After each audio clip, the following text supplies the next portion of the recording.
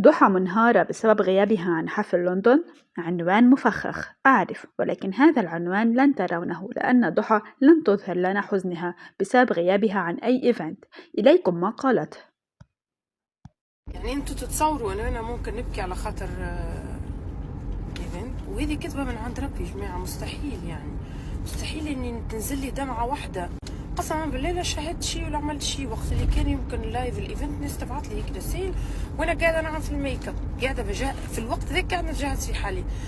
نزلت المسابقه لانه صراحه فخوره كثير بها. المسابقه اللي نزلتها اول مره في حياتي نشارك في مسابقه يكونوا فيها كثير مشاهير، وكنت سعيده كثير لانه تواصلوا معي شركه من فلسطين، قالوا لي انه هي شركه اعلانات، وقالوا لي راح تعني عليها المسابقه هذه وراح نفوز متابعينك لانه انت اخذتي رقم 1 في المسابقات السنه الماضيه. يعني انا اخذت رقم 1 في مسابقات، اكثر انسانه عملت مسابقات واكثر انسانه جمهورها متفاعل السنه الماضيه. يا اخي عوض جيني ما شاء الله، ما نشوفوا الاشياء كيفاش قاعده تصير. يعني افترض وانا رحت على فكره رحتي كانت راح تغطي الحفل، بس يعني انا ما شاركتش في الايفنت. ليش نعملوا دراما ونعملوا كل شيء؟ انا ما شاركت في اللايف فيست، ما ربحت.